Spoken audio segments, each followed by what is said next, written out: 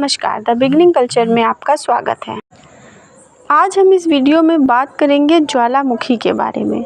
आपने कभी न कभी ज्वालामुखी का नाम तो ज़रूर सुना होगा, जो कि हमारी हरी भरी बेहद खूबसूरत पृथ्वी के गर्भ में मौजूद सोया हुआ शैतान समान है, जो कि अपने साथ धधकते हुए लावा के साथ धुएं और राख के गुब्बार का अंबार ला सकने में पूरी तरह से सक्षम होता है।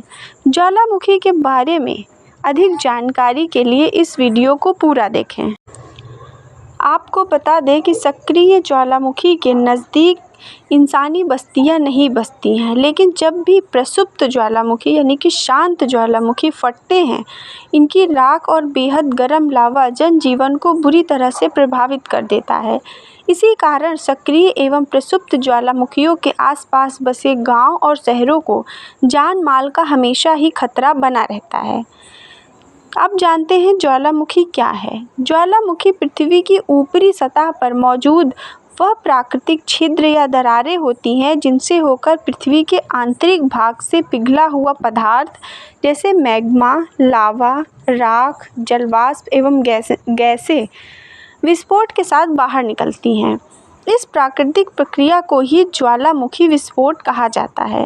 यदि ज्वालामुखी शब्द की बात करें तो यह हिंदी शब्द दो शब्दों से मिलकर बना है, ज्वाला प्लस मुखी, जिसमें ज्वाला का मतलब आग तो वहीं मुखी का मतलब मुख होता है, जिस मुख को गद्दा भी बोला जाता है। आपकी जानकारी के लिए बता दें कि हरी भरी दिखने वाली पृथ्वी ऊपरी सतह से काफ़ी गहराई तक ठोस एवं ठंडी प्रतीत होती है, लेकिन जैसे जैसे पृथ्वी के गर्भ यानी कि आंतरिक भाग की ओर जाता है तो यह गर्म होती चली जाती है।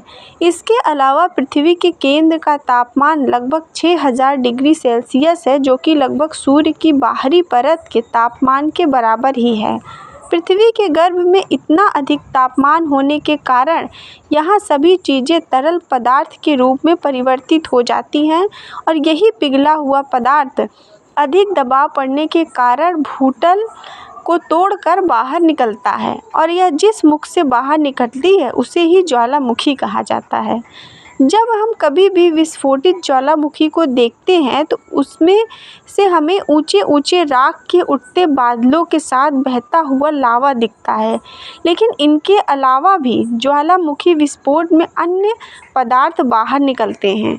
ज्वालामुखी विस्फोट के बाद सबसे पहले ज़मीन के अंदर से लावा के साथ जल वाष्प और अन्य गैसें जैसे कार्बन डाइऑक्साइड, नाइट्रोजन, हाइड्रोजन और हीलियम आदि गैसें बाहर निकलती हैं, लेकिन इनमें जलवाष्प की मात्रा सबसे अधिक होती है, जो कि 70% से 90% तक होती है। पृथ्वी के गर्भ में मौजूद पिघले हुए पदार्थ को मैग्मा कहा जाता है, जो कि पृथ्वी की ऊपरी सतह पर छिद्र या दरार बनकर बाहर फैलकर लावा के रूप में जाना जाता है। इसके अलावा ज्वालामुखी विस्फोट में धूल एवं राख के बने पत्थर के छोटे छोटे टुकड़े भी बाहर निकलते हैं। आगे जानते हैं ज्वालामुखी की उत्पत्ति कैसे हुई। ज्वालामुखी की उत्पत्ति यानी कि ज्वालामुखी की उत्पत्ति के कारणों पर नज़र डालें तो यह एक प्राकृतिक घटना है जिसे घटने से मानव जाति कभी भी नहीं रोक सकता। ज्वालामुखी की उत्पत्ति मुख्य रूप से पृथ्वी पर मौजूद सभी 7 टेक्टोनिक प्लेट्स और 26 सब टेक्टोनिक प्लेट्स के कारण होती है। इसके अलावा इन टेक्टोनिक प्लेट्स में हलचल होने के कारण ही दुनिया भर में भूकंप देखने को मिलते हैं। यदि टेक्टोनिक प्लेट्स के बारे में बात करें तो इन सभी प्लेट्स के आधार पर ही हमारी पृथ्वी की भौगोलिक सतह टिकी हुई है।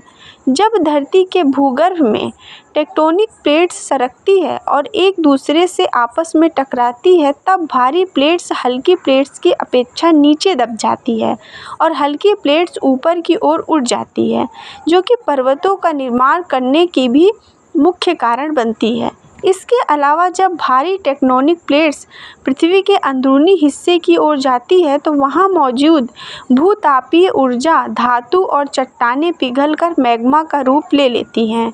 इसके बाद उत्पन्न हुई भीषण गर्मी के कारण पृथ्वी के गर्भ में बहुत अधिक दाब उत्पन्न होता है, जिसके बाद यह मैग्मा हल्की टेक्टोनिक प्लेट्स पर दबाव बनाता है, जो कि यह बहुत अधिक गर्म होता है, जो कि लावा के रूप में पृथ्वी की ऊपरी सतह को तोड़कर विस्फोट के साथ बाहर निकलता है, जिससे ज्वालामुखी विस्फोट की उत्पत्ति हुई। पृथ्वी पर मौजूद सभी ज्वालामुखियों को मुख्यतः 3 भागों में विभाजित किया जाता है। पहला है सक्रिय ज्वालामुखी, दूसरा है प्रसुप्त ज्वालामुखी और तीसरा है मृत ज्वालामुखी।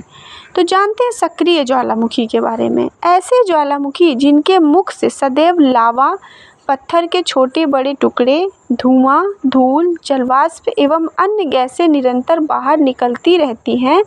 वर्तमान समय में पृथ्वी पर लगभग 1500 सक्रिय ज्वालामुखी मौजूद हैं, जिनमें समय समय पर विस्फोट होते रहते हैं। दूसरा है प्रसुप्त ज्वालामुखी। ऐसे ज्वालामुखी जिनमें बीते समय में कोई भी विस्फोट नहीं हुआ हो, जो वर्षों से शांत है लेकिन भविष्य में कभी भी सक्रिय होने की संभावना बनी रहती है। ये सोए हुए दानव सबसे ज़्यादा विनाशकारी होते हैं, क्योंकि यह कभी भी अपनी विध्वंस लीला का नज़ारा पेश करने में सक्षम होते हैं। और जानते हैं मृत या शांत ज्वालामुखी के बारे में। ऐसे ज्वालामुखी जिनमें युगों कोई भी विस्फोट ना हुआ हो और उनके भविष्य में कोई उद्वार होने की संभावना नहीं हो। ज्वालामुखी विस्फोट या ज्वालामुखी विस्फोट के कारणों के बारे में जाने तो यह ज़रूरी नहीं है कि ज्वालामुखी विस्फोट केवल पृथ्वी के धरातल पर हो। यह विस्फोट धरती की सतह पर जमी बर्फ़ और समुद्र के अंदर भी होते हैं, जो कि हिमस्खलन और सुनामी आने के मुख्य कारण बनते हैं। जैसे कि हम उपर्युक्त जानकारी को जान गए हैं कि पृथ्वी के गर्भ में बहुत अधिक गर्मी है और इसके कोर का तापमान लगभग 6000 डिग्री सेल्सियस है। इस अधिक तापमान के कारण ही पृथ्वी के गर्भ में सब कुछ पिघली हुई अवस्था में है, जिसे मैग्मा के रूप में जाना जाता है। अधिक जानकारी के लिए पुनः बता दें कि जब मैग्मा पृथ्वी के अंदर मूव यानी कि हलचल करता है तो इसी कारण टेक्टोनिक प्लेट्स भी मूव करने लग जाती है। मतलब धरती के भूगर्भ में मौजूद टेक्टोनिक प्लेट्स खिसक कर एक दूसरे से टकराने लग जाती है, जिससे भारी प्लेट्स नीचे दबने लगती है तो वहीं हल्की प्लेट्स ऊपर उठने लग जाती है। इसके बाद पृथ्वी के गर्भ में मौजूद मैग्मा हल्की टेक्टोनिक प्लेट पर दबाव बनाकर पृथ्वी की ऊपरी सतह को तोड़कर या उसमें छिद्र बनाकर विस्फोट के रूप में लावा, धुआं, राख एवं अन्य गैसें के साथ बाहर निकलने लग जाता है। पृथ्वी की सतह पर लगातार लावा निकलने और उसके लगातार ठंडा होकर जमने पर ही ज्वालामुखी के पहाड़ों का निर्माण होता है। यह प्राकृतिक प्रक्रिया ही ज्वालामुखी विस्फोट का मुख्य कारण बनती है और इसे ही ज्वालामुखी विस्फोट कहा जाता है। उम्मीद करती हूँ कि यह जानकारी आपको पसंद आई हो। वीडियो अच्छी लगी हो तो लाइक और सब्सक्राइब करें। धन्यवाद।